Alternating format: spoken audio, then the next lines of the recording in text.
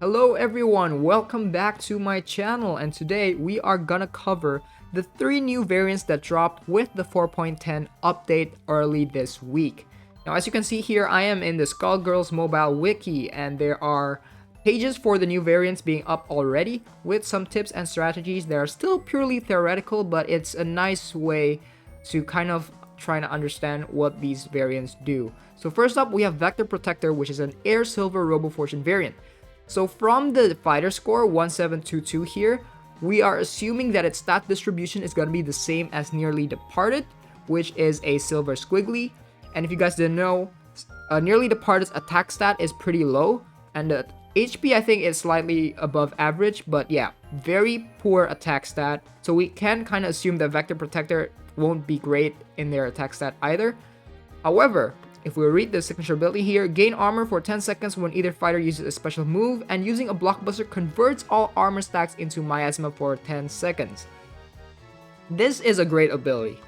First, because it's a silver and because her attack stat is pretty low, miasma makes up for it, especially when you have multiple stacks of it, because it chips the opponent's health very easily just by being near them. Being able to get multiple stacks of miasma is pretty powerful. I really like Vector Protector. I think it's really good for you to use her as like an offensive fighter, because as a player you have better agency on when to use special moves and when to use blockbusters, so you can really time your miasma stacks really well.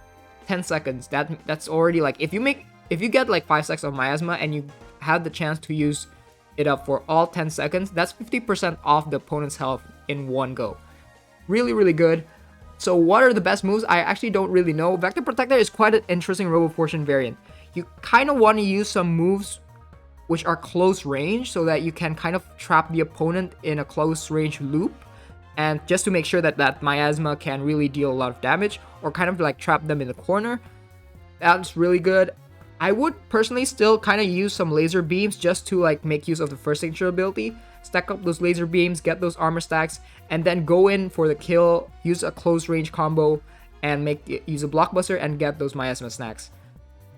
This is going to be an interesting variant to use, and I really like the design. It's very simple, it's very elegant, and it surely can pack a punch.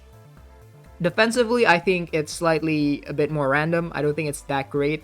The AI will use special moves a lot, but blockbusters, that's a bit more iffy. But yeah, air variant with armor, there's no synergy really there, but miasma is very nice. Vector Protector is a cool variant. I really like it. And yeah, it's a very good one. Next one, we have Blitz and Glamour, and this is probably the best variant out of the 3 here, because it's quite a very unique variant. Let's read here. Blitz and Glamour is a light cooled Cerebella variant.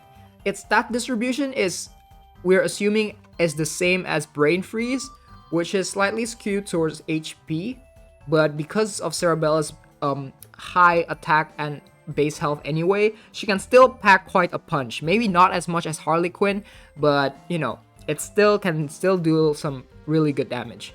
So the ability is, while on the opponent's side of the stage, Cerebella has a 15% chance on hit to inflict inverse polarity and armor break for 10 seconds each. Okay, first things first.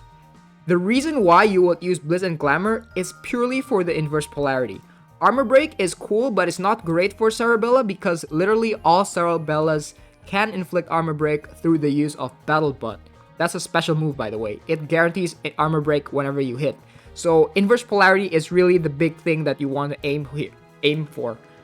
Also, because it's a very rare debuff, there's literally only 2 variants now that can inflict inverse polarity, Blitz and Glamour and Terabyte. So this is just another niche that Blitz and Glamour can do, which is really nice against Valentine's, Bloodbath, and possibly Splitting Image if your health is low enough and she doesn't have immunity yet. But yeah, Blitz and Glamour, inverse polarity, that's like her main shtick, her main niche. So on the second signature ability, after 5 seconds while on her own side of the stage, Cerebella removes all debuffs from herself and gains immunity and regen. These buffs are removed when knocked down. This is quite nice, and also remember that it is timeless. So if you don't get knocked down at all, this will always be there. So you have a Cerebella that kind of has timeless immunity 5 seconds into the match, which is kind of crazy. No other Sarabella has immunity or regen. Yeah, no other Sarabella has access to these buffs unless you have like a Valentine support in the back. So I think like Blitz and Glamour, when you first use her, you kind of want to move back to your own stage until you get all these immunity and regen, which makes you immune to all the debuffs and bleeds, which is really, really nice. And then you go in for the kill with inverse polarity. That's kind of how I envision Blitz and Glamour to be played. I guess the big problem is like how much damage can she actually do?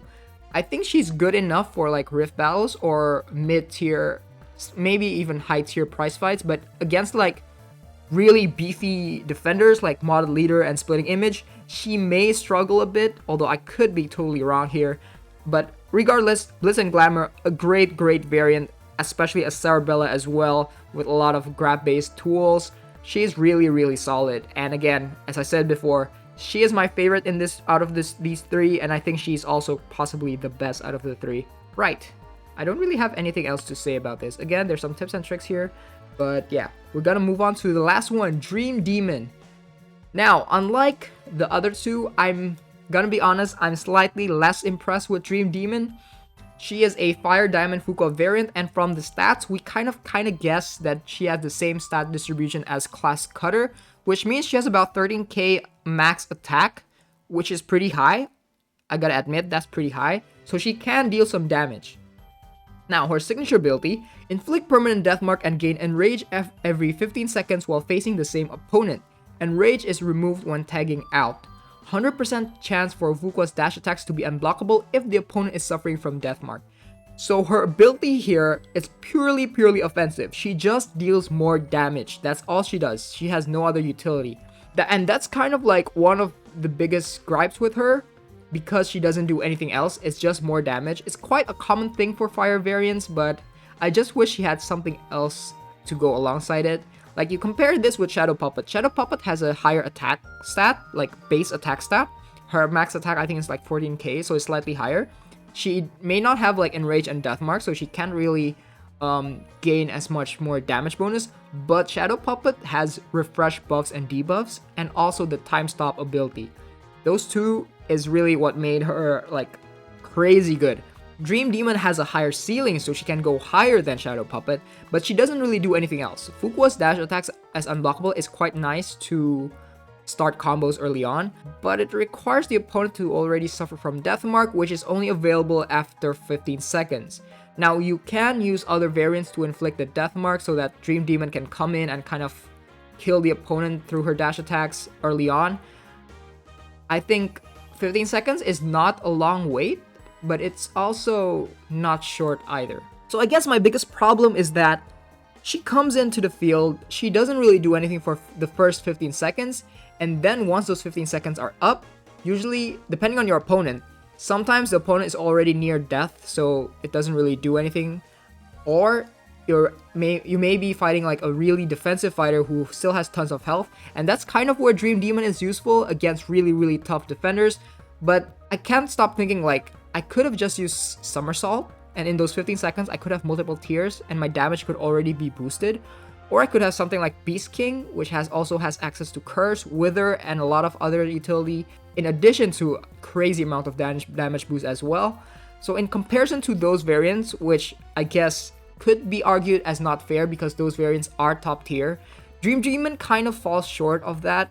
Now, by no means do I think she's a bad variant, but she's kind of underwhelming in that regard. I gotta say though, this palette, this scheme, this color palette, this pose is freaking cool. Like, it's so amazing.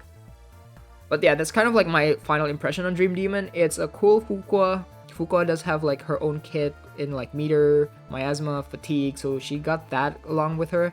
But at the same time, all she does is just damage, and it's not that impressive in comparison to the other diamonds. So it's a bit underwhelming for me. And yeah, those are kind of like my final thoughts on these three variants. So if to summarize, Vector Protector is a cool silver. I like the fact that she doesn't really need attack stats that much. She can still deal quite a lot of damage through the miasma stacks.